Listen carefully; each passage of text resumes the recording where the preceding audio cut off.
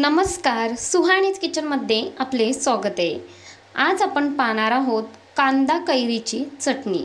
थोड्या वेगळ्या पद्धतीने इथे मी बनवलेली आहे, तर व्हिडिओ स्किप न करता शेवटपर्यंत नक्की पहा। तर इथे पाहताय खूप छान आणि मस्त अशी आपली चटणी दिसत आहे। तर या चटणीसोबत तुम्ही 2 ते 3 पोळ्या जास्त खाल। चला तर मग लगेचच रेसिपीला सुरुवात करूया। तर इथे मी कैरी घेतलेली आहे। कैरी स्वच्छ धुवून पुसून घेतली आहे आणि आता आपल्याला कैरी सोलून घ्यायची आहे। तर इथे मी कैरी व्यवस्थित अशी सोलून घेते।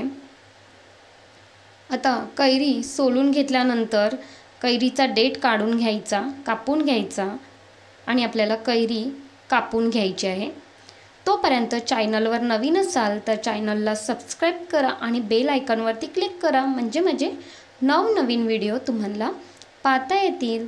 तर इथे मी कैरी कापून घेतले आणि त्यातले जी बाट आहे ती सुद्धा काढून घेतलेली आहे आणि कैरीचे व्यवस्थित असे तुकडे करून घ्यायचे आहेत। तर अशा पद्धतीने इथे मी सर्व कैरीचे तुकडे करून घेतलेत। आता एका साईडला मिक्सरचं भांडं घेतलं आणि त्यामध्ये सर्व कैरीचे तुकडे घालून घ्यायचे। कैरीचे तुकडे घातल्यानंतर 3 लसूण पाकळ्या घ्यायच्या आहेत। 3 ते 4 घेतलात तरी सुद्धा चालेल। पाव चम्मच जिरे आणि 1 कांदा घेतलेला आहे। तर कांदा मी बारीक कापून घेतलेला नाही आहे, थोडं जाडसरच कापून घेतलं आहे। 2 चम्मच गूळ घालायचा आहे। गुळाने चव खूप छान येते। आंबट, तिखट आणि गोड चवीची ही चटणी आपली तयार होते। तर त्यासाठी इथे मी पाव चम्मचभर तिखट घालून घेतले आणि अर्धा चम्मच बेडगी मिरचीचं लाल तिखट घातले, त्याने रंग खूप छान येतो। चवीनुसार मीठ घालायचं आणि हे मिक्सरमधून जाडसर थोडं वाटून घ्यायचं। अगदी बारीक करायचं नाही, जाडसर वाटायचं। जाडसर वाटलं ना की त्याची जी कांदा आणि कैरीचं काही तुकडे आपल्या दाताखाली आले खाताना की अजूनच चटणी छान लागते, त्यामुळे थोडंसं जाडसर वाटून घ्यायचं। तर इथे मी जाडसरच चटणी इथे मी वाटून घेतलेली आहे।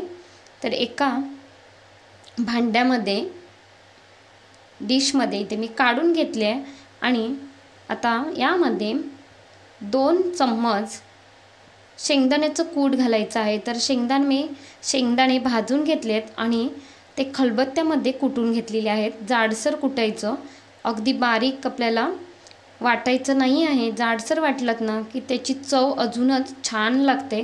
खरंच माझ्या पद्धतीने तुम्ही ही कांदा कैरीची चटणी बनवून पहा, खरंच चवीला खूप छान लागते।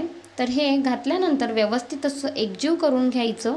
एकजीव करून घेतल्यानंतर यामध्ये फोडणी घालायची आहे। तर त्यासाठी फोडणी पात्रामध्ये 1 मोठा चम्मचभर तेल गरम करून घेतले।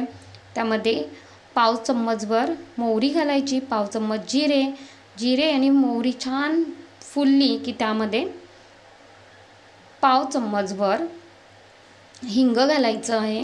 हिंग घातल्यानंतर कढीपत्ता घालायचा आणि ही खमंग फोडणी चटणीवरती छान अशी घालून घ्यायची आहे। अशा पद्धतीने इथे मी घालून घेतले आणि इथे आपली कांदा कैरीची चटणी तयार झालेली आहे। खरंच चवीला तर खूप छानच लागते ही चटणी। तर एकदा तुम्ही माझ्या पद्धतीने करून पहा। भाकरीसोबत खा, चपातीसोबत खा, 1 ते 2 पोळ्या तुम्ही जास्तच खाल, एवढे मी 100% सांगते। आणि रेसिपी कशी वाटली ते कमेंटमध्ये नक्की कळवा। थोडी जरी रेसिपी आवडली असेल तर एक लाईक करा, शेअर करा आणि सुहाणीज किचनला सबस्क्राइब करायला विसरू नका। धन्यवाद।